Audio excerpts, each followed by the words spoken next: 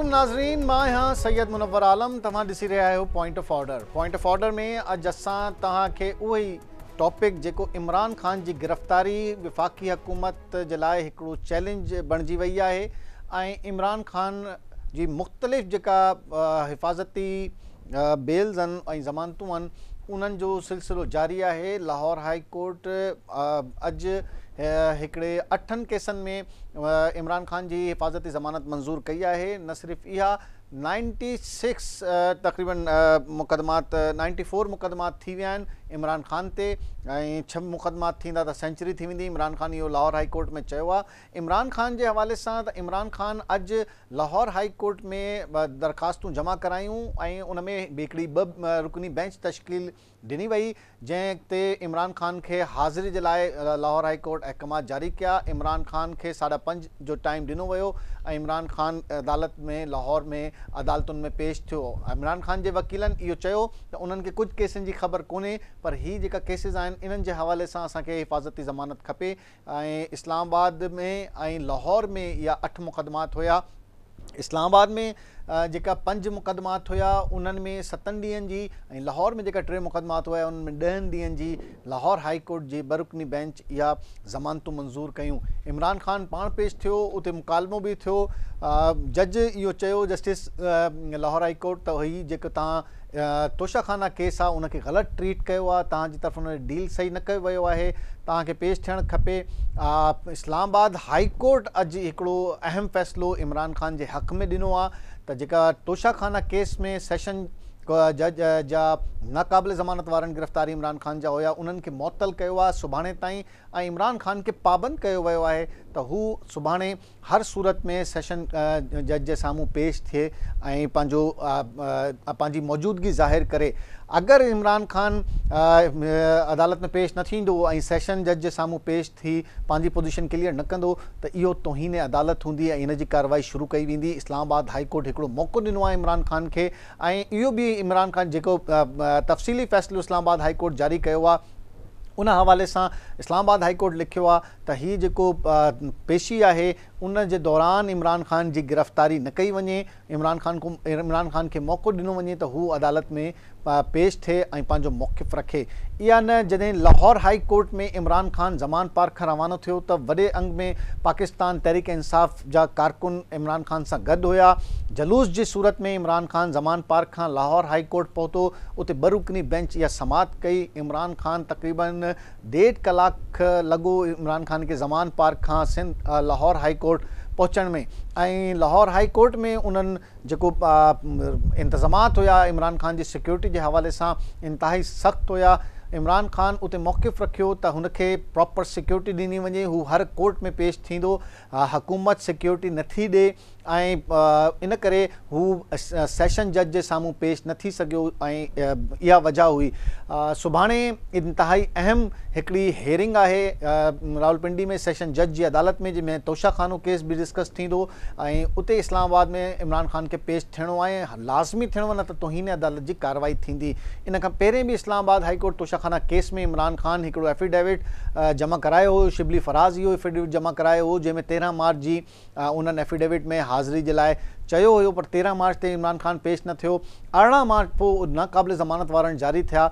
7 ॾींहंनि खां इहो सिलसिलो हले थो ऐं लाहौर 3-4 ॾींहं खां इंतिहाई तशवीशनाक सूरत हाल उते आहे। इमरान ख़ान ज़मान पार्क में मौजूदु आहे पंहिंजे घर में ऐं अतराफ़ में हुनजा कारकुन आहिनि। पुलिस 2-3 दफ़ा अटैम्प्ट कयूं आहिनि इमरान ख़ान खे गिरफ़्तार करण जे ऐं शदीद मज़ाहिमत जो साम्हूं उन्हनि खे करिणो पियो आहे। सॼी सूरत हाल ते असां डिस्कस कयूं था। असांखे जॉइन कयो आहे लाहौर खां KTN जे नुमाइंदे ख़ुदा बख़्श।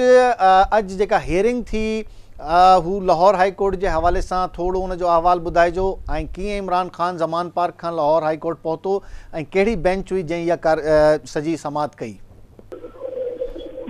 अॼु जेको जुमो आहे उहो PTI चेयरमैन इमरान ख़ान जे लाइ ऐं PTI वारनि जे लाइ इंतिहाई बहितरीन ॾींहुं साबित थियो आहे। छो जो अॼोके ॾींहं ते इमरान ख़ान जा तक़रीबन लाहौर जे 8 केसनि में हिफ़ाज़ती ज़मानत मंज़ूर करे छॾी आहे लाहौर हाई कोर्ट। ठीकु आहे। इन खां अॻु 3-4 ॾींहं जेके गुज़रिया आहिनि उहे PTI ऐं इमरान ख़ान जे लाइ इंतिहाई मुश्किल ॾींहं हुया ऐं इवन पूरे लाहौर जे लाइ उहे ॾाढा मुश्किल ॾींहं हुया। छो त इमरान खान खे गिरफ़्तारी जे हवाले सां ऑपरेशन रोडनि जी ब्लॉकेज ऐं कंटेनर लॻाए जेको आहे पूरे इलाइक़े खे कोऑर्डिनेट ऑफ करणु, उन खां पोइ पुलिस ऑपरेशन जे दौरान चक्रियूं थियण ऐं इहे सॼा मामला जेके हुया उन्हनि में छापुर तॾहिं आई जॾहिं लाहौर हाई कोर्ट पंजाब जी इंतिज़ामिया खे ऑपरेशन खां जेको आहे सो रोकियो ऐं उनखे कल्ह अॼोके ॾींहं ताईं तौसीह ॾिनी। ही 3-4 ॾींहं जेके हंगामाबाज़ी वारा हुया उन्हनि खां पोइ जेको आहे सो अॼु सुबुह Islamabad high court Toshakhana case में इमरान खान जी हिफ़ाज़ती ज़मानत मंज़ूर कई, जॾहिं त PTI तरफ़ां जेका लाहौर हाई कोर्ट में बाक़ी जेके मुख़्तलिफ़ केसिस हुया जेके ज़मान पास ऑपरेशन जे दौरान या उन खां अॻु इमरान खान ते ठाहिया विया हुआ उन्हनि जे लाइ दरख़्वास्त ॾिनी वई PTI तरफ़ां, ऐं उहा अदालत क़बूल कंदे इमरान खान खे 5:30 बजे हाज़िर थियण जो हुकुम ॾिनो हुयो, जंहिं ते इमरान खान तरफ़ां इहो फ़ैसिलो कयो वियो त हू कोर्ट में पेश थींदो ऐं हू जेको आहे हितां तक़रीबन 4 बजे जे क़रीब जे ज़मान पार्क मां निकितो हाई कोर्ट जे लाइ। इहे PTI कारकुननि खे अॻुवाननि खे ख़बर पई त इमरान खान लाहौर हाई कोर्ट लाइ रवानो थी रहियो आहे, त हिकु वॾी तादाद में कारकुन ऐं उहिदेदार जेको आहे उते पंहिंजे इलाइक़नि जे कारकुननि सां गॾु जलसनि जी सूरत में ज़मान पार्क पहुता ऐं उहो काफ़िलो जेको ज़मान पार्क खां रवानो थियो ऐं इन खां जेको आहे उहो तक़रीबन 5:45 बजे दारा लाहौर हाई कोर्ट पहुतो। इमरान खान लाहौर हाई कोर्ट पहुची जेको आहे सो पंहिंजी हाज़िरी मुकमल करवाई ऐं लाहौर हाई कोर्ट खे मुख़्तलिफ़ केसनि में हिफ़ाज़ती ज़मानत ॾिनी। इन खां अॻु PTI जो इहो मौक़िफ़ हुयो जेको हुन में अदालत खे बि ॿुधायो त इमरान खान जेको आहे अदालतुनि जो एहतराम करे थो ऐं हू अदालतुनि में पेश थियणु चाहे थो, पर हुनजी सिक्योरिटी जा संगीन मसइला आहिनि, हुनखे थ्रेट्स आहिनि, हुन ते पहिरियां बि हमला थी चुका आहिनि, इन करे जेको आहे सो हू पेश न थी रहियो आहे। उन खां पोइ लाहौर हाई कोर्ट पंजाब जी इंतिज़ामिया खे इहा हिदायत कई त इमरान खान हिकु साबिक़ वज़ीर आज़म आहे ऐं साबिक़ वज़ीर आज़म वारी जेके सिक्योरिटी आहे ऐं जेकॾहिं हुनखे थ्रेट्स आहिनि त हुनखे मुकमल हुन सां वेही करे सिक्योरिटी प्लान ठाहियो वञे ऐं हुनखे मुकमल सिक्योरिटी फराहम कई वञे। उन खां पोइ कल्ह PTI जो हिकु आला सतही वफ़द जंहिंमें vice chairman Jama Qureshi, general secretary Asad Umar, Azam Khan Swati ऐं जेको आहे सो उहे IG पंजाब सां मुलाक़ात कई ऐं वेही करे ईंदड़ जेको PTI जो जलसो आहे उन हवाले सां PTI चेयरमैन इमरान खान जी हाज़िरी जे हवाले सां ऐं जेको आहे ऑपरेशन जेको आहे उन जी आज़ादाना इंक्वायरी जे हवाले सां इहे सॼा मामला डिस्कस कया ऐं इन शइ खे यकीनी बनायो त अॼु इमरान खान अदालत में पेश थिए। अच्छा, ही ख़ुदाबख़्श सुभाणे इंतहाई अहम ॾींहुं आहे ऐं छा शेड्यूल को ॾिनो वियो आहे इमरान खान जी रवानगी जे हवाले सां, छो त पहिरें त उनखे तोशाखाना केस में रावलपिंडी में पेश थियणो आहे, उन जे हवाले सां का इंतज़ामात ऐं छा उनजो शेड्यूल साम्हूं आयो आहे? शेड्यूल त ख़ैर न ॾिनो वियो आहे, पर इंतहाई आला सतही जेको इजलास थियो जवान पार्क में इमरान खान जी अदालत में, ठीकु आहे, जंहिंमें इहो फ़ैसिलो ज़रूरु कयो वियो आहे त इमरान खान सुभाणे इस्लामाबाद जी सेशन कोर्ट में तोशाखाना केस जे हवाले सां हाज़िर थींदो। इहो फ़ैसिलो अॼु थी चुको आहे ऐं शेड्यूल इन करे न ॾिनो वियो जो बाक़ी केसनि में जेका हिफ़ाज़ती ज़मानत जी दरख़्वास्त हुई जंहिं ते अॼु हींअर थोरी देरि पहिरियां इमरान खान पेश थियो ऐं हुन में ज़मानत हुनखे मिली आहे, इन खां पोइ हू शेड्यूल तय करणो हुयो त इमरान खान जी रवानगी कहिड़े तरीक़े सां थींदी हितां ऐं उहो पोइ इस्लामाबाद में हीअ जेका तव्हां मीटिंग जी ॻाल्हि कयो पिया आला सतही वक़्तु IG पंजाब सां मिलियो आहे, छा इन में इंतहाई अहम ॻाल्हियूं बि थियूं आहिनि ऐं न सिर्फ़ु जलसनि जे हवाले सां सिक्योरिटी जे हवाले सां कहिड़ा कहिड़ा मामला तय थी विया आहिनि? इन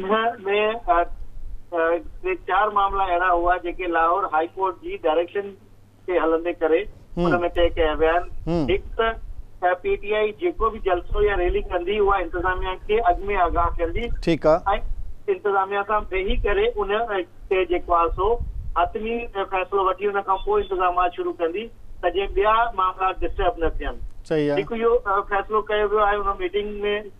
ॿियो फ़ैसिलो इहो कयो आहे त इमरान खान जी जेका सिक्योरिटी आहे जेको PTI खे कंसर्न आहे त हुन ते हमला थी चुका आहिनि ऐं हुनखे जेको आहे सिक्योरिटी थ्रेट्स बि आहिनि, आईंदा बि हुन ते कातलाना हमला थी सघनि था।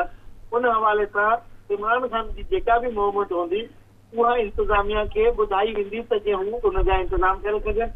ऐं पोइ जेको आहे इमरान ख़ान खे जेको आहे जॾहिं सिक्योरिटी क्लियरेंस मिलंदो त पोइ हुनजी मूवमेंट जेको शुरू कई वेंदी। ठीकु आहे। ॿियो जेको आहे सो इहो मुआहिदो कयो वियो आहे त ऑपरेशन दौरान जेके इंक्वायरी कई वेंदी हुनजी हिकु आला सतही ऐं हुन में जिन माण्हुनि जो जेको नेगेटिव रोल आहे ऐं जेकॾहिं किन माण्हुनि को अहिड़ो अमल कयो आहे जेको कानून जे मुताबिक़ न आहे त उन में PTI इंतिज़ामिया जी मुआवनत कंदी ऐं हुननि सां सहकार कंदी त हिनखे मुकमल तौर ते आज़ादाना तहक़ीक़ात करे इन सॼे ऑपरेशन वारे मामले खे कंहिं हतमी फैसले तरफ़ जेको आहे नियो वञे। ऐं जलसे जो ॾींहुं छा डिसाइड थियो? जलसो जेको आहे सो उहो 21 तारीख़ जे लाइ दरख़्वास्त ॾिनी आहे PTI। 21 तारीख़ अङारे जे ॾींहुं जलसो करणु चाहिनि था छो त 19 तारीख़ PSL जो फाइनल हुयो ऐं लाहौर हाई कोर्ट भी उन्हनि खे इजाज़त न ॾिनी हुई। उहो फ़ैसिलो हींअर थोरी देर में शायदि इंतिज़ामिया सां मामला तइ थी वञनि जे करे त पोइ हू 21 तारीख़ ते जलसे खे हतमी शिकल ॾींदा। जेकॾहिं इंतिज़ामिया उन ॾींहं जे हवाले सां का हिननि खे गाइडलाइन ॾिए थी त पोइ उहो फ़ैसिलो वरी हुनखे तारीख़ जे हवाले सां ॿीहर कयो वेंदो। हाणे ज़मान पार्क जे अतराफ़ जी छा सूरत हाल आहे ऐं बैरियर्स रुकावटूं ही या कारकुननि जा मौजूदु आहिनि? ही कारकुननि जी त हिकु वॾी तादाद जेको आहे सो हिन वक़्तु बीच ज़मान पार्क में मौजूदु आहे ऐं हिन पूरे काफ़िले में इमरान ख़ान जेको ज़मान पार्क खां लाहौर हाई कोर्ट पहुतो आहे त इन में कारकुननि जी हिकु वॾी तादाद जेका आहे उहा पंध ज़मान पार्क खां लाहौर हाई कोर्ट ताईं इमरान ख़ान जी गाॾी सां गॾु हलंदी रही आहे ऐं पंध पहुती आहे उते। उहा तव्हां फुटेज बि ॾिठी हूंदी जेको आहे सो त अवाम जेको आहे इमरान ख़ान सां PTI जा कारकुननि जी हिकु उहो मोहबत जो हिकिड़ो इज़हार हुयो त हुननि पंहिंजूं गाॾियूं छॾे गाॾी इमरान ख़ान जी गाॾीअ खे जेको आहे सो घेरो में वठी पंध आया आहिनि ज़मान पार्क खां वठी लाहौर हाई कोर्ट ताईं। सही आहे। त हाणे जेका सूरत हाल आहे तव्हां सम्झो था डिफ्यूज़ थी वई आहे ऐं अगेन हाणे जेका घणा मुक़दमात हुया लाहौर में 3 ऐं उन कहिड़ा कहिड़ा मुक़दमात हुया? हिन में हिकु त 4 मुक़दमात अहिड़ा आहिनि जेके ऑपरेशन जे हवाले सां कया हुआ जंहिंमें जेको आहे सो जो दफ़ा लॻाया विया हुआ त इमरान ख़ान पंहिंजे कारकुननि खे रियासत मुखालिफ़ जेको आहे सो अमल जे लाइ उन्हनि खे वर्गलायो ऐं उन्हनि खे तशद्दुद ते हलायो ऐं उन्हनि जेको आहे सो रियासत ख़िलाफ़ नारा हया उन्हनि खे रियासत ख़िलाफ़ ऑपरेशन ख़िलाफ़ माना पथराव कयो ऐं हुन में कानून जी अमलदारी में रुकावट विधी। उन खां अलावा जेको इमरान ख़ान जेके स्पीचिस कयूं हुयूं जंहिंमें उन्हनि ते बि मुक़दमात जेको इमरान ख़ान ते कया विया हुआ त हू पंहिंजी तकरीरुनि में कारकुननि खे वर्गलाए रहियो आहे त उहा रियासत जे ख़िलाफ़ बग़ावत कनि त उन में बग़ावत ऐं दहशतगर्दी जा दफ़ात शामिल कया विया हुआ। त तक़रीबन 8 मुक़दमा अहिड़ा आहिनि जिन में हिफ़ाज़ती ज़मानत जेको आहे लाहौर हाई कोर्ट हिन वक़्तु मंज़ूर कई आहे। टोटल 94 हाणे मुक़दमात थी विया। थैंक यू वेरी मच ख़ुदा बख़्श लाहौर खां अपडेट करे पियो टोटल सूरत हाल ऐं जेका सूरत हाल आहे उन में हाणे डिफ्यूज़ थी वई आहे। जेका टेंशन हुई घणी पाकिस्तान तहरीक इंसाफ़ जे कारकुननि जे दरमियान ऐं इंतिज़ामिया जे दरमियान ख़ासि तौर ते पुलिस ऐं PTI जा कारकुन 3-4 ॾींहं थी चुका आहिनि त इंतहाई तशवीशनाक सूरत हाल ज़मान पार्क में आहे। इस्लामाबाद हाई कोर्ट में सुभाणे हाज़िरी आहे इमरान ख़ान जी। इस्लामाबाद हाई कोर्ट चयो आहे त तोशाखाना केस में इमरान ख़ान सुभाणे पेश थिए सेशन जज जी अदालत में। इस्लामाबाद जी छा सूरत हाल आहे असांखे जॉइन कयो आहे इस्लामाबाद खां असद शर। असद इहा जेका इस्लामाबाद हाई कोर्ट अॼु हिकिड़ो फ़ैसिलो जेको जारी थियो आहे थोरो इन जो ॿुधाइजो त कीअं दरख़्वास्त दायर थी ऐं उन ते पोइ कहिड़ी कार्रवाई थी? जी बिल्कुल मनोहर, अॼोको जेको इस्लामाबाद हाई कोर्ट में जेका सुबुह सवेर दरख़्वास्त दाख़िल थी हुई त इमरान ख़ान खे जेका आहे ज़मानत ॾिनी वञे, हू पेश थियणु चाहे थो ऐं मुख़्तलिफ़ जेके इमरान ख़ान मथां केस आहिनि उन्हनि समूरनि केसनि में बि हू पेश थियणु चाहे थो। हू अदालत में खां कॾहिं बि भॻो न आहे, हू अदालतुनि में पेश थियणु चाहे थो पर हुन संदसि ज़िंदगी खे बि ख़तरो आहे इन जे करे जेका इस्लामाबाद पुलिस आहे उनखे रोकियो वञे त उनखे उनजी गिरफ़्तारी न कई वञे। उन खां पोइ कैट्स जेका इस्लामाबाद हाई कोर्ट आहे उन सुबुह साण उन अदालत इन जेका दरख़्वास्त आहे उन ते एतिराज़ दाख़िल कया त हीअ दरख़्वास्त ते एतिराज़ खयां आहियूं। उन एतिराज़नि खां पोइ उहे जेका आहिनि जेका लीगल टीम आहे PTI जी उन उहे एतिराज़ ख़तमु कया। उन खां पोइ जॾहिं दरख़्वास्त जी ॿुधणी थी त उन में जेके आहिनि मुख़्तलिफ़ दलील बि ॾिना विया। बहरहाल जी आख़िर में इहो ई थियो जेको हमेशह जीअं थींदो आहे। Islamabad high court Toshakhana case में जेका गिरफ़्तारी हुई इमरान ख़ान जी उहा रोके छॾी आहे ऐं उन सां गॾोगॾु हिकिड़ो PTI जी क़यादत खे इमरान ख़ान खे हिकिड़ी तंबीह बि कई आहे त तोशाखाना केस में जेकॾहिं हू सुभाणे पेश न थींदो अदालती वक़्त अंदरि त उन ख़िलाफ़ तोहीनी अदालत जी बि कार्रवाई थींदी। जंहिंखां पोइ कुझु माहौल सॼे मुल्क जो थधो थियो आहे छाकाणि जो हिकिड़ी टेंशन वारी सूरत हाल हुई। हर तरफ़ रुगो इमरान ख़ान लॻो पियो हो ऐं हुकूमत तोड़े कारकुन तोड़े समूरियूं जेके धुरियूं आहिनि समूरियूं जेके मुल्क जूं तवानायूं आहिनि उहे समूरियूं हिकु तरफ़ हली रहियूं जंहिंजे करे हिकिड़ी जेका टेंशन वारी सूरत हाल हुई उहा इस्लामाबाद हाई कोर्ट जे फैसले खां पोइ ख़तमु थी वई। जंहिंखां पोइ कुझु सूरत हाल बहितर थी आहे ऐं इमरान ख़ान बाबति जेके इतला सुभाणे जेका हियरिंग आहे असद सुभाणे जेका हियरिंग आहे ऐं उन जे लाइ जेका अहकामात आहिनि इस्लामाबाद हाई कोर्ट जा त तव्हां छा इंतज़ामात ॾिसी रहिया आहियो ऐं कीअं तव्हां ॾिसो था त घणी रश हूंदी या छा इमरान ख़ान स्मूथली पेश थी वेंदो या वॾी इंतज़ामिया खे वॾा इंतज़ामात करणा पवंदा? जी मनोज ॾिसो इमरान ख़ान जी पेशी इंतिहाई अहम आहे। इमरान ख़ान जॾहिं बि ईअं पब्लिक जे लाइ निकितो आहे रोडनि ते हीअ बि ॼण को पब्लिक लाइ निकिरे पियो रोड ते अचे पियो ऐं आम माण्हू ताईं हुनजी रसाई हूंदी त हज़ारनि जे तइदाद में माण्हू हूंदा हुन सां गॾु ऐं इहा इस्लामाबाद इंतिज़ामिया में मुंहिंजो ख़्यालु आहे त कैपेसिटी बि एतिरी न आहे जो एतिरे हिनजी जेकी हिकिड़ी जेका अवामी जेको हिकिड़ो समुंड ईंदो उनखे को रोके सघे या उनखे का सिक्योरिटी ॾेई सघे।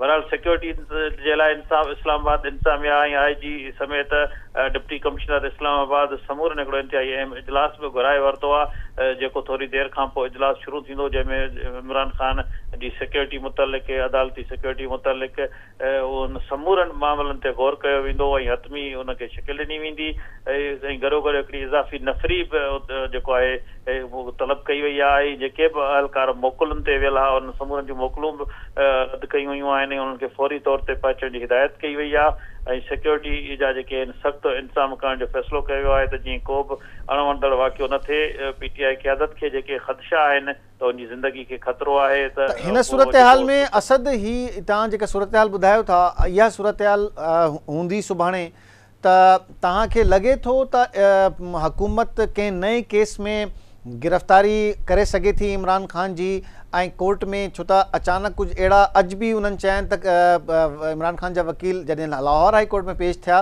त उन्हनि चयो त कुझु मुक़दमात अहिड़ा आहिनि जंहिंजी तफ़सीलात असां वटि न आहिनि।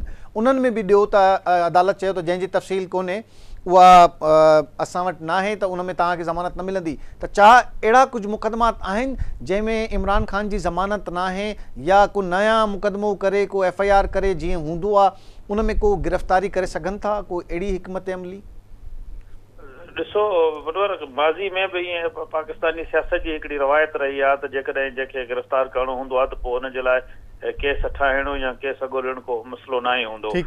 इन करे इमरान ख़ान खे बि जेकॾहिं हुकूमत बाज़ाब्ता तौर ते वाक़ई गिरफ़्तार करणु चाहे थी त उहो पोइ को केस उन वक़्तु ज़ाहिर थी वेंदो जॾहिं ज़ाहिर आहे इमरान ख़ान ताईं पुलिस जी ऐं इंतिज़ामिया जी रसाई आसानी हूंदी सुभाणे ताईं उहो कोर्ट में हूंदो ऐं इंतिज़ामिया उनखे आसानी सां गिरफ़्तार करे सघे थी। पर ॾिसणो इहो आहे त सुभाणे इमरान ख़ान सां माण्हू केतिरा था अचनि कारकुन केतिरा था अचनि अॻुवान केतिरा था अचनि उन ते इंतिज़ामिया जो सॼो फोकस हूंदो त जीअं जेकॾहिं इमरान ख़ान खे कंहिं बि केस में गिरफ़्तार कयो वियो त सूरत हाल बिगड़ी सघे थी छाकाणि जो इस्लामाबाद मनवर नंढड़ो शहर आहे को एॾो वॾो शहर न आहे ऐं इस्लामाबाद जी जंहिं अदालत में पेश पियो थिए उन जूं जेके बाउंड्रियूं आहिनि उहे बि एॾियूं कोई वॾियूं न आहिनि जंहिंजे करे इहा जेका समूरी जेका सूरत हाल आहे उन सूरत हाल में जेको आहे इस्लामाबाद इंतिज़ामिया लाइ इस्लामाबाद हाई कोर्ट त कुझु हिन हवाले सां इहो बि चयो आहे तव्हां पंहिंजे जेका अॻवान हूंदा उन्हनि जी लिस्ट बि ॾियो जेको अदालत में अंदरि दाख़िल थींदा उन जे हवाले सां बि नाला ॾियो इंतज़ामात इन ई हवाले सां करणा पवंदा। अहिड़ी ॾिसो मनवर, नाला इस्लाम कोर्ट जे अहाते अंदर त भली केर बि दाख़िल थिए, पर कोर्ट खे ॿाहिरां त कंहिं माण्हू खे रोके नथो सघिजे न।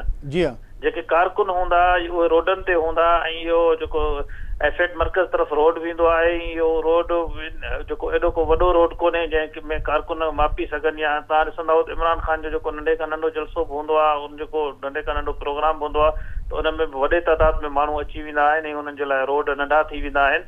ऐं हितां KPK बि वेझो आहे जिथे इमरान ख़ान जी वधीक अक्सरियत आहे, ऐं KPK जा बि केतिरा ई कारकुन अॻुवाट इस्लामाबाद पहुतल आहिनि, ऐं उन्हनि समूरनि मामलनि ते इंतिज़ामिया जो बि ज़ाहिर फोकस हूंदो। पर मूंखे नथो लॻे त सुभाणे को इमरान ख़ान खे इन सूरत हाल में इंतिज़ामिया के नए केस में गिरफ़्तार करे सघे, ऐं उन खां पोइ ई को रात जो एक्सपेक्टेड कार्रवाई छा आहे? इमरान ख़ान जे पेश थियण खां पोइ छा फर्द जुर्म आयद थी सघे थी या ट्रायल स्टार्ट थींदो? न, बिल्कुलु जेको अदालती जेको माज़ी में बि रिकॉर्ड रहियो आहे त इमरान ख़ान खे जेको समन बि जारी थिया आहिनि या इमरान ख़ान खे जंहिं केस में घुरायो वियो आहे त उन मथां फर्द जुर्म लागू थींदो। उन खां पोइ ई केस जी शुरूआत थींदी, ऐं ज़ाहिर आहे त इमरान ख़ान अदालत में उन समूरनि जेके मथां इल्ज़ाम लॻंदा उन्हनि खां इनकार कंदो, ऐं पोइ उनखे सफ़ाई जो मौक़ो ॾिनो वेंदो। हिन खां पोइ हिकिड़ो ट्रायल हलंदो, उहो जेतिरो वक़्तु हली सघे, जेको जेका ज़ाहिरी जेका हूंदी आहे कानूनी कार्रवाई, हिकिड़ो कुझु ॾींहंनि जो प्रोसेस आहे। पोइ जीअं जीअं अदालतुनि में हाज़िरियूं थींदियूं आहिनि उन सेंस सां ई इहो केस हलंदो।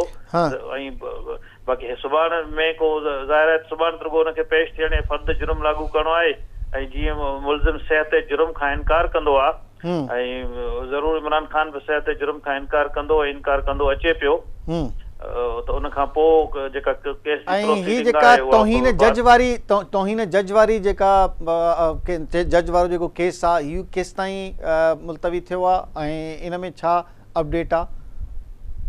उहो केस बि मुलतवी थियल आहे, उन में बि इमरान ख़ान खे पेश थियणो आहे, ऐं उन केस में उहो केस जेको आहे में इमरान ख़ान उन खां ज़ाहिरी तौर ते त माफ़ी वठी आयो, पर उहो केस अञा हले तो, ऐं उनमें हिफ़ाज़ती ज़मानत भी मुझे ख्याल में मंजूर आहे इमरान ख़ान जी ज़मानत मंजूर थियल आहे। कल को माना तव्हांखे नथो लॻे त हुकूमत को एडवेंचर कंदी या कोशिश कंदी एडवेंचर? न बिल्कुलु, ॾिसो न, हींअर तव्हां लाहौर में जेको ॾिठो, जेको जमे गफ़ीर जेके चओ पिया त माण्हुनि जो अवाम जो समुंड हो हिकिड़ो लाहौर में, ऐं त उहो साॻियो ई समुंड हिते बि ईंदो, ऐं इमरान ख़ान जो अदालती वक़्त ताईं पहुचण बि वॾो मसइलो हूंदो सुभाणे। ऐं ज़ाहिर आहे त PTI क़यादत अदालत जो वक़्तु छा आहे सुबुह पेश थियण वारो? जी सुभाणे अदालती वक़्त ताईं उनखे पेश थियण जे लाइ चयो आहे। जेतिरो माना अदालती वक़्तु 4-5 वॻे ताईं हूंदो आहे त बस 5 वॻे ताईं अदालती वक़्तु हूंदो आहे, ऐं 5 वॻे ताईं उनखे पेश थियणो आहे। पर जेको ज़ाहिरी असबाब न पिया लॻनि त 5 वॻे ताईं हू पेश थी सघंदो। इन में हिकिड़ो ज़ाहिर आहे PTI क़यादत बि पंहिंजी हिकिड़ी स्ट्रेटजी ठाहींदी ऐं कोशिशि कंदी त इलेक्शन बि आहे त जीअं हिकिड़ो अवामी समुंड जो जेको ॾेख ॾियनि, ऐं उहा ई सूरत हाल हिते हूंदी जंहिंखां पॉपुलरिटी स्टंट हूंदो। ठीकु आहे, बिल्कुलु Asad, thank you very much Asad sir असांखे तफ़सीलात ॿुधाई त इस्लामाबाद जी छा सूरत हाल आहे ऐं जेका सेशन जज जे साम्हूं पेश थियणो आहे इमरान ख़ान खे सुभाणे, उन जी सूरत हाल छा हूंदी। इहो सॼो जेको मामिलो आहे इन्हनि जो क़ानूनी आइनी पहलू छा आहे ऐं क़ानून कीअं हिक खां पोइ हिकु केस 94 केसिस इमरान ख़ान ते थी चुका आहिनि। हिकिड़े में ज़मानत वठंदो आहे त ॿियो थी वेंदो आहे। इमरान ख़ान जी इहो ई चयो आहे त ही विदाउट क्रिकेट मुंहिंजी सेंचुरी थी वेंदी, छा दाख़िल कयो। त बैरिस्टर ज़मीर साहब असांखे जॉइन कयो आहे, आइनी मामलनि ते इंतिहाई माहिर आहिनि ऐं असांजा सीनियर तजिया निगार आहिनि क़ानूनी मामलनि ते। अस्सलाम वालेकुम ज़मीर हुसैन साहब। ज़मीर साहब, छा चवंदो अॼु ही जेका लाहौर हाई कोर्ट हिफ़ाज़ती ज़मानत मंज़ूर कई आहे, ऑपोजिशन इहा चए थी त भई इमरान ख़ान साहब लाडला आहिनि ऐं अदालत रिलीफ ॾिए थी, त ही तव्हां सम्झो था ही कोई गैर मामूली मामिलो आहे त 8 केसनि में ज़मानत मिली वई आहे, हे रूटीन मामिलो आहे? फर्ज़ इहो आहे त साईं हाणे जेको बि लाहौर में जेको इहो मामिलो थियो आहे त कोर्ट वटि हमेशह जेको आहे इहो डिस्क्रिएशन हूंदो आहे त हू प्री अरेस्ट या बेल बिफोर अरेस्ट या जेको आहे सो गिरफ़्तारी खां पहिरीं जेको आहे ज़मानत ॾेई सघे थी without going in the evidence या फैक्ट्स। ठीकु आहे, उन में इहा शइ हूंदी आहे त जेको ज़मानत वठणु चाहींदो आहे उनजो इहो मौक़िफ़ हूंदो आहे त असांखे हिफ़ाज़ती ज़मानत ॾिनी वञे त असीं प्रॉपर कोर्ट में या प्रॉपर फोरम में वञी करे सरेंडर करे ऐं पंहिंजी ॻाल्हि उन अदालत ताईं जेको आहे सो पहुचाए सघूं। ठीक है इनमें का इहा नई गाल एड़ी ना है जंहिंखे असीं कोट करे सघूं त का इनमें फेवरिज्म या नॉन फेवरिज्म जो मामलो ना है इहो हिकिड़ो अदालती प्रोसीजर आहे ऐं हर अक्यूज़ जो इहो हिकिड़ो फंडामेंटल राइट आहे जेको उहो केतिरनि ई केसनि में या हिक खां वधीक केसनि में अवेल करे सघे थो। ॾिसणो इहो हूंदो आहे त जेकॾहिं केस हिक खां वधीक था थियनि पिया त पोइ इते हिकिड़ी शइ ईंदी आहे त बाबा हिकिड़ो वाक़ियो थियो आहे उन में जेको आहे सो सीरीज़ ऑफ केसिस तव्हां कयो था त पोइ उतां इंतकाम जी बू ईंदी आहे ऐं जॾहिं इंतकाम जी बू ईंदी आहे त पोइ अॻिले खां जेको इंतकाम करण वारो हूंदो आहे उहो सोचींदो आहे त हाणे जेकॾहिं असीं इन जे करे सीरीज़ ऑफ केसिस तयारु कई आहे ताकी अॻिलो जेको आहे कंहिं न कंहिं केस में फसे ऐं कंहिं न कंहिं तरीक़े सां अंदरि थिए। पोइ इन सूरत हाल में जेकॾहिं अदालतूं विदाउट टचिंग ऑफ मैरिट कंहिंखे जेकॾहिं रिलीफ ॾींदियूं आहिनि त पोइ वरी उनखे मज़कूरा जेके अपोज़िशन साइड आहे उहा चवंदी आहे लादलोपन। तो लादलोपन ऐं इंतकाम जे विच ते जेकॾहिं ॾिसजे त इहे ॿ एस्पेक्ट अलॻि आहिनि पर अदालत वटि इहो डिस्क्रिएशन आहे जेकॾहिं कोर्ट उन वटि हिफ़ाज़ती ज़मानत लाइ अचे त अदालत उन जे केस जे या उन FIR जे फैक्ट्स ऐं एविडेंस में पवण खां पहिरियों हिकिड़ी आइनी ऐं कानूनी रिक्वायरमेंट पूरी कंदी आहे त ठीकु आहे हिन माण्हूअ खे अपॉर्चुनिटी था ॾियूं इन सेंस में त ही उते प्रॉपर फोरम में या प्रॉपर कोर्ट में पेश थियणु चाहे थो। उहो हर माण्हू जो हर अक्यूज़ जो हिकिड़ो फंडामेंटल राइट आहे ऐं आइन जो आर्टिकल 10A बि हिनखे इंडोर्स थो करे त को बि माण्हू जेको बि कंहिं चार्ज में आहे या कंहिं बि क्राइम में जेको आहे सो नॉमिनेट आहे त उनखे आइन जे आर्टिकल 10A तहत इहा प्रिविलेजिस ऐं इहा जेको आहे सो फैसिलिटी हुअणु खपे। त इहा सूरत हाल इन में इहो ई आहे त जेको अदालती फ़ैसिलो आयो आहे लाहौर जो उन ते को ताजुब जहिड़ी ॻाल्हि न आहे। अच्छा ज़मीर साहब ही जेको माण्हू जेको बि एक्यूज़ड आहे ऐं उहो FIR में नॉमिनेटेड आहे वो तफ्तीश में हेल्प नथो करे अक्सर असां ॿुधंदा आहियूं त तफ्तीश में मदद नथो करे ऐं असांजे सवालनि जो जवाब नथो ॾे इन करे असांखे कस्टडी खपे ऐं त पोइ उन में छा थींदो आहे ही त अञा केस शुरू ई न थिया आहिनि तफ्तीश ई न थी आहे ख़ान साहब खां त उहो अपोज़िशन इहा चए थी त भाई हिन में जवाब नथो ॾे ख़ान साहब पेश नथो थिए अदालतुनि में त हीअ त रिलीफ आहे।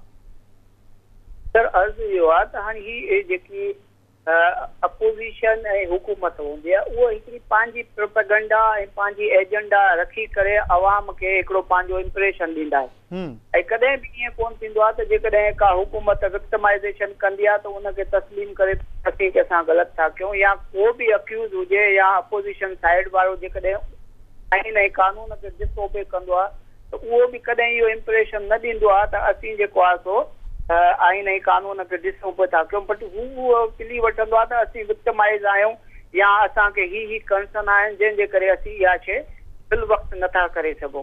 बाक़ी हाणे कानून जेको आहे जॾहिं अक्यूज़ इन्वेस्टिगेशन जॉइन नथो करे त उन जे लाइ इन्वेस्टिगेशन साइड खे इहा अपॉर्चुनिटी हासिल हूंदी आहे त उहो मज़कूरा कोर्ट में वञी करे ऐं उहो जेको आहे सो कोर्ट खां इहा शइ इस्तदा वठे त बाबा ही माण्हू असां सां अक्यूज़ जेको आहे उहो अगरि बेल ते आहे त असां सां जेको आहे सो कोऑपरेट नथो करे लिहाज़ा इन जी कस्टडी खपे ऐं इंट्रोगेशन ऐं इन्वेस्टिगेशन लाइ इनखे फिज़िकली असांजे हवाले कयो वञे ऐं जेकॾहिं इहा सूरत हाल न आहे ऐं को बेल ते न आहे ऐं पुलिस कस्टडी में आहे त लाज़िमी ॻाल्हि आहे त को अहिड़ो चांस कोन हूंदो आहे त को कंहिं वटि फिज़िकली मौजूदु हुजे ऐं उहो उन सां कोऑपरेशन न करे। इहा ई ॻाल्हि मां पुछण थो चाहियां त सुभाणे जॾहिं कोर्ट में ख़ान साहब पेश थींदो त छा उथे जेका कुझु अहिड़ा इन्वेस्टिगेशन ऑफिसर पहुची सघनि था जेका चवनि त ख़ान साहब तफ्तीश में ताबुन नथो करे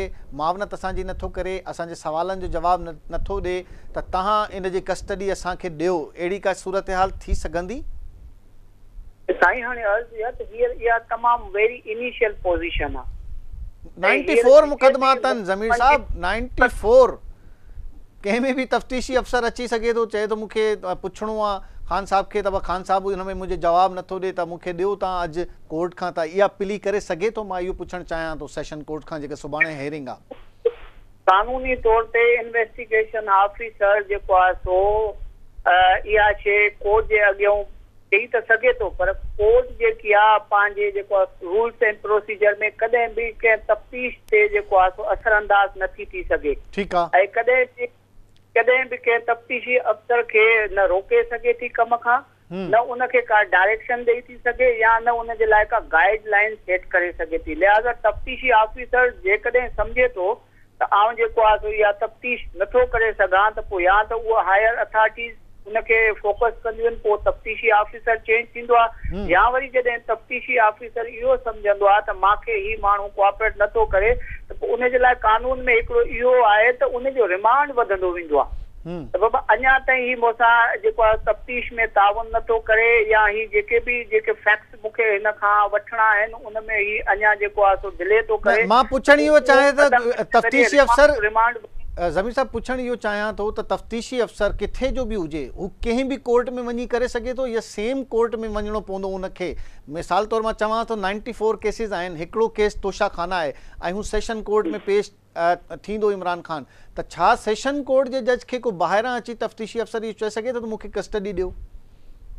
न साईं, बिल्कुलु इहो नथो चई सघे। अर्ज़ु इहो आहे त जिथे तव्हांजो जंहिं जुरिसडिक्शन में मुक़दमो दाख़िल थींदो आहे उनजो जेको ट्रायल हलंदो आहे उते उन एरिया जे अदालत में हलंदो आहे। मां तव्हांखे हिकिड़ी मिसाल ॾियां, शेख रशीद जॾहिं गिरफ़्तार थियो त कराची खां हिकिड़ो आईओ हितां वियो ऐं हू हुते पेश थियो ऐं तव्हांखे यादि हूंदो त शेख रशीद जी कस्टडी वठण जे लाइ ही ताज़ो वाक़ियो आहे, हिन खां पहिरीं बि केतिरा ई वाक़िया आहिनि, त हू वञी हितां हिकिड़ो कोई केस दाख़िल थियो मौचको थाणे में ऐं हू मौचके थाणे जो जेको आईओ हुयो हू इस्लामाबाद वियो, उते प्रोड्यूस थियो ऐं कोर्ट खां उन इहा प्ली कई त कस्टडी ॾियो शेख रशीद साहिब जी। त मां हिन मिसाल जे हुन में तव्हांखे चवांसि थो। अच्छा, इहो पहिरां जेके जंहिंमें अवां चओ था त हाणे इहो उन सम स्पेशल केसिस में हूंदो आहे। सम स्पेशल केसिस में इहो हूंदो आहे त जेकॾहिं तव्हांजो जेको माण्हू आहे उहो परे आहे ऐं उहो जीअं हिकु थाणे वारो जॾहिं ॿिए थाणे जे हद में वेंदो आहे त पोइ उहो छा कंदो आहे त उन कंसर्न एसएचओ खां जेको आहे सो पंहिंजी एंट्री कराईंदो आहे त बाबा असीं हिते आया आहियूं तव्हांजे एरिया में। इन जे हिसाब सां जेकॾहिं हीउ शेख रशीद वारो केस आहे उन में इहो थो लॻे त जेकॾहिं तफ्तीशी ऑफिसर ॿाहिरि आयो आहे ऐं उहा ऑलरेडी इस्लामाबाद जे कंहिं अदालत जे इन्वेस्टिगेशन तहत हू उन्हनि वटि मौजूदु आहे त पोइ हू अची करे उहा कोर्ट जे ज़रिए रिक्वेस्ट कंदो आहे त बाबा ही बि तफ्तीश कनि ऐं मां बि तफ्तीश कयां। इहो हिकिड़ो अलॻि थींदो आहे, सम स्पेशल केसिस में थींदो आहे, यूजुअली में इहो न थींदो आहे। त ही तव्हांखे लॻे थो तोशा खाना वारे केस में का अहिड़ी एडवेंचर हुकूमत तव्हांखे लॻे थो को थी सघे थो या अहिड़ो को नओं केस खणी अचनि ऐं हुन में चवनि था असांखे गिरफ़्तारी ॾियो, अहिड़ो को थी सघे थो त कोर्ट में चवनि त नओं केस आहे जंहिंमें ज़मानत न वरिती आहे इमरान खान साहब ऐं असांखे कस्टडी ॾियो? अर्ज़ु इहो त हाणे इहो एडवेंचर थी सघे थो, छो जो बाज़ दफ़ा छा थींदो आहे त असां वटि खोड़ सारा मुक़दमा हूंदा आहिनि, वो अक्यूज़ के खबर ही कान हूंदी आहे। वो जॾहिं हू कोर्ट में ईंदो आहे या अदालत में ईंदो आहे त पोइ उतां जीअं ई हुनखे मौक़ो मिलंदो आहे त उहा पुलिस उनखे उन मुक़दमे जे तहत जेको आहे सो कस्टडी में वठणु चाहींदी आहे। अहाता अदालत में वठी सघे थी बिफोर कोर्ट जेको बीठो आहे अंदर इनसाइड उतां खणी सघे थी?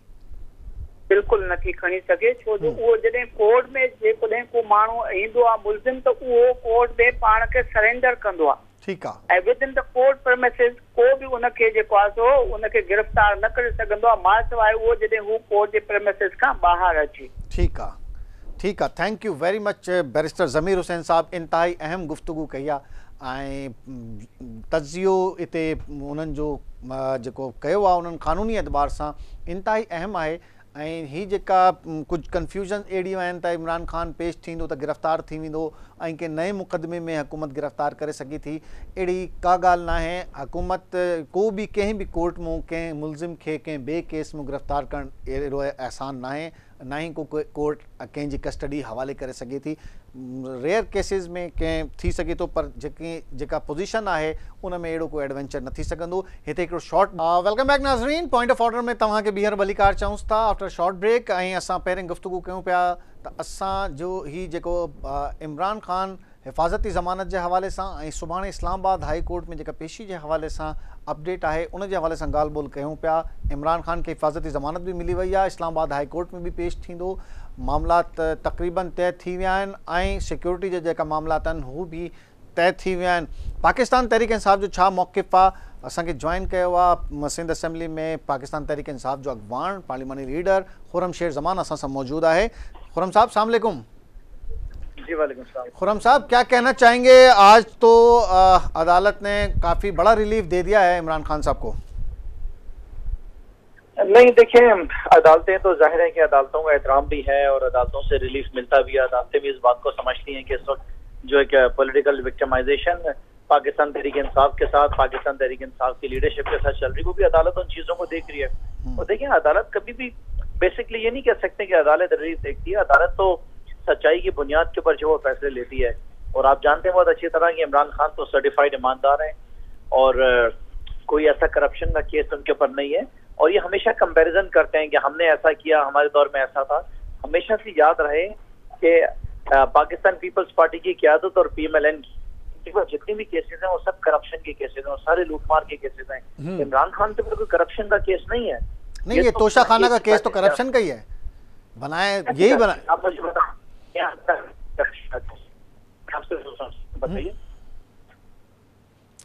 आपकी आवाज़ खुर्रम साहब हमें थोड़ी क्लियर नहीं आ रही, आप शायद कहीं ऐसे मकाम पर हैं। खुर्रमशेर ज़मान साहब, आवाज़ अब क्लियर है आपको? आवाज़ बिल्कुल ठीक आ रही है। मैं आपसे पूछ रहा हूँ, आप कह रहे हैं कि तोशा खाना करप्शन का केस है। कैसे करप्शन का, बताइए जी। बनाया तो यही गया ना हुकूमत की तरफ से। उन्होंने कहा कि जी उन्होंने करप्शन ये की कि उन्होंने बेचे और असासों में जाहिर नहीं किया। कि करप्शन का केस है। करप्शन का वो केस है जो अभी 3 तक जो है 13 तक के सारे तोशा खाना की डिटेल्स देंगी, वो करप्शन की केसेस है। अच्छा। इमरान खान ने कानून के तहत घड़ी को बेचा है जो कानून इजाजत देती है। उसके बाद उसका टैक्स भी जमा करा, उसके रिटर्न्स भी दिखाए हैं। ठीक है। वो आप पूछें जो आसिफ अली जरदारी ने और नवाज शरीफ ने जो BMW रखी है वो करप्शन की केसेस है।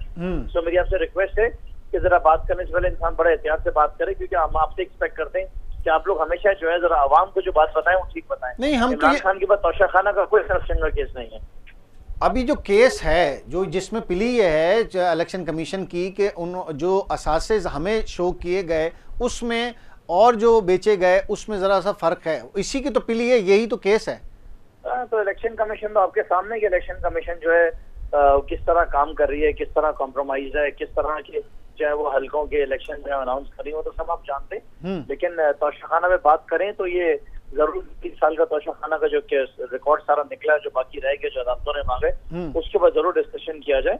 बाकी रही अदालतों की बात, तो अदालतों का एहतराम है। इंशाल्लाह ताला आगे भी इमरान खान अदालत जाते रहेंगे। कल सुबह भी जो है उनकी रवानगी होगी अर्ली मॉर्निंग अपने घर से अदालतों के लिए। और मेरे ख्याल से अभी 100 केसेस होने वाले हैं, सेंचुरी हो जाएगी इमरान खान के ऊपर केसेस की। लेकिन देखिए, बड़ी बात यह कि पूरे पाकिस्तान इमरान खान के साथ खड़ा हुआ है।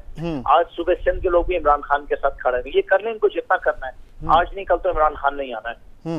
खुर्रम साहब, आज भी देखें इस्लामाबाद हाई कोर्ट हो या लाहौर हाई कोर्ट हो, लाहौर हाई कोर्ट बेंच ने तो आज वाज़े तौर पे खान साहब को ये कहा कि जो तोशा खाना में जो वारंट हैं उसको आपने डील आपके वकला ने ठीक नहीं किया है, आपको पेश होना चाहिए था।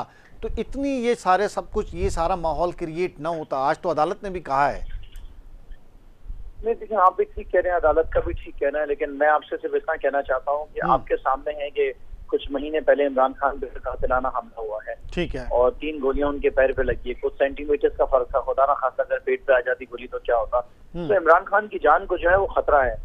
हम तो एक ही बात कहते हैं कि जिस शख्स के ऊपर जिसकी जान को इतना खतरा होता है, कि जो शख्स नवीद जिसने गोली चलाई वो ऑनलाइन जो है उसको ऑप्शन दिया गया है कि उसकी जान को खतरा है, वो उसको ऑनलाइन जो है वो पेशियां दे रहा है, लेकिन इमरान खान को बुलाया जा रहा है। तो हम तो अदालतों से भी गुजारिश करते हैं कि इमरान खान एक पाकिस्तान का बहुत बड़ा लीडर है, पाकिस्तान की सबसे बड़ी सियासी जमात का लीडर है, उनकी जान को खतरा है, उनकी जान की हिफाजत के लिए इमरान खान को भी जितनी भी हेरेंगे उसके ऑप्शन जो ऑनलाइन के दिए जाए। लेकिन मरियम साहिबा तो ये कह रही हैं कि वो परेशान हैं, घबरा रहे हैं, क्योंकि बिल्कुल ओपन शट केस हैं, कोई इसमें कोई वो ही नहीं है, उनको गिरफ्तारी का खौफ है, वो जेल नहीं जाना चाहते।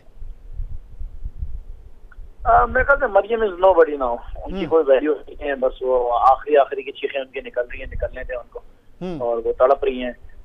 हालात देखें उनके क्या है, उनकी जमात के क्या हालात हैं। अब वो उनके जलसे जो हैं अब वो होने लगे हैं शादी हालों के अंदर, अपने जलसे कर रहे हैं, हॉल्स के अंदर जलसे कर रहे हैं वो। तो एक सियासी जमात जो बिल्कुल खत्म होने के ऊपर आ गई है। मैं तो आपको बताऊं कि मैं इनको मशवरा दूंगा कि आइंदा आने वाला इलेक्शन जो सारी सियासी जमातें पाकिस्तान की लोटे के निशान पे और इकट्ठी होकर लड़े, उसके बाद भी बहुत बुरी तरह हार गई। आपको लग रहा है कि जिस तरह का माहौल ये बनाया जा रहा है या कोशिश की जा रही है और जो ये सारी अटेम्प्ट है वो इलेक्शन उस माहौल में होते नजर आ रहे हैं आपको? इलेक्शन कमीशन की जिम्मेदारी है पाकिस्तान का इस्तेकाम की अगर जरूरत है और पाकिस्तान को संभालना है वापस, तो चॉइस तो खाली इलेक्शन है और तो कोई चॉइस है नहीं। हर इदारे को समझना चाहिए और अदालतें भी इस बात को समझती, जो नहीं समझ रहे हैं वही नहीं समझ रहे हैं जिनको हारने का खौफ है। एक और बताया ना कि जो इस वक्त पंजाब में एक इंटरिम सेटअप बैठा हुआ है, जिनके चीफ मिनिस्टर मोहसिन नकवी, उनका काम क्या है? उनका काम यह है कि उन्होंने फ्री एंड फेयर इलेक्शन कराने और यहाँ से दफा हो जाना है। उनकी हरकतें देखें क्या है। आज अखबार में मैं पढ़ रहा था कि 10 करोड़ रुपए के जो है ना शेल्स इस्तेमाल किए गए हैं इमरान खान के जमान पास के ऊपर, 10 करोड़ रुपए के शेल्स। नहीं तो आपने भी तो पूरे ये काम करने आए यहाँ पे। नहीं तो मुख्तलिफ सूबों से लोग आएंगे और वहाँ पर आके सड़कों पे पुलिस के साथ तसादुम में शरीक होंगे, तो शेल तो चलेंगे ना। इस तरह नहीं होता है। इमरान खान को आप कत्ल करने जाएंगे तो उनके चाहने वाले उनको बचाएंगे नहीं क्या?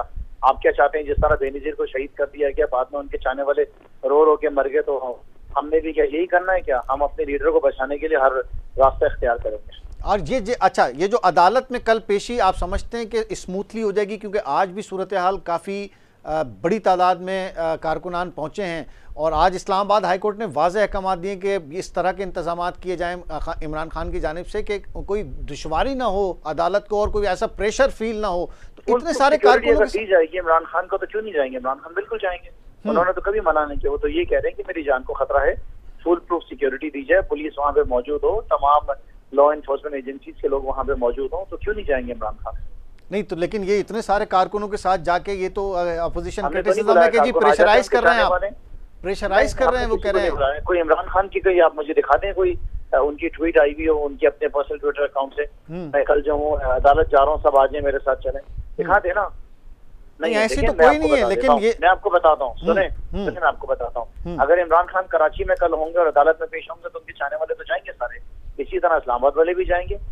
तो वो इमरान खान तो उनको नहीं करेंगे तुम आओ, तो लोग आ रहे हैं, उनको रोक थोड़ी सकता है। ये वर्कर नहीं है, ये पाकिस्तान की आवाम है जो निकल रही है। नहीं वो तो जमान पार्क पहुंचो के ट्रेंड चलाए जाते हैं, जमान पार्क पहुंचो, ये तो मशहूर ट्रेंड है। वो तो चलेंगे ट्रेंड, जान बचाने के लिए जाएंगे। आपके भी जान को खतरा होगा तो आपके बच्चे आपको बचाने के लिए आएंगे ना, आपके चाहने वाले आएंगे आपको बचाने के लिए। ठीक है, thank you very much Khurram यरजमान sahab, thank you very much. Pakistan Tehreek Insaf जो मौक़िफ़ भी साम्हूं अची हो, इमरान खान अदालतुनि में पेश थींदो, कारकुन भी गॾु वेंदा, कारकुन न छॾींदा आख़िर ताईं, छो त फुल प्रूफ सिक्योरिटी कोई कोन्हे ऐं फुल प्रूफ सिक्योरिटी न मिलंदी त ज़रूरु कारकुन बि पहुचंदा, अॻवान बि पहुचंदा, बाहिफ़ाज़त उन्हनि खे पहुचणो बि आहे, सॼा इंतज़ामात कया वेंदा। मरियम नवाज़ जे हवाले सां खुरमशेर ज़मान चयो आहे त हाणे नो मोर, ऐं ही जेका आख़िरी स्टेटमेंट्स बसि अचनि थियूं, इन्हनि खे अचनि ॾियो, इन सां को फ़र्क़ु न पवंदो। इलेक्शन साबित कंदो, आवाम साबित कंदी त केरु हक़ ते आहे ऐं केरु न हक़ ते आहे। इहो सॼी सिचुएशन आहे। इमरान खान सुभाणे इस्लामाबाद वेंदो, उते सेशन कोर्ट में पेश थींदो, छा माहौल थींदो लाहौर खां इस्लामाबाद, इहो वॾो हिकिड़ो इम्तिहान आहे सॼी इंतिज़ामिया जे लाइ, विफ़ाक़ी ऐं सूबाई हुकूमतनि जे लाइ, त फुल प्रूफ सिक्योरिटी कीअं प्रोवाइड कंदा ऐं छा उन में कारकुन जे वॾो अंग पहुचंदो। सिक्योरिटी इंतहाई अहम शइ आहे। इमरान खान खे ख़दशात बि आहिनि, उन्हनि ज़ाहिर बि कया आहिनि। सुभाणे इंतहाई अहम ॾींहुं आहे, तोशाखाना केस में इमरान खान पेश थींदो, रिलीफ मिली चुको आहे इस्लामाबाद हाई कोर्ट खां बि, लाहौर हाई कोर्ट खां बि। अॼु जो प्रोग्राम हिते पुॼाणी ते पहुतो। पंहिंजी फीडबैक पॉइंट ऑफ ऑर्डर जे हवाले सां ज़रूरु ॾिजो, पंहिंजा मसला अहिड़ा प्रॉब्लम्स जेका आहिनि उन तव्हां पॉइंट ऑफ ऑर्डर में मैंशन कयो, असांखे मोकिलियो, असां तव्हांजी आवाज़ उथारींदासीं पॉइंट ऑफ ऑर्डर जे थ्रू। अॼु जो प्रोग्राम हिते पुॼाणी ते पहुतो। ख़ुदा हाफ़िज़।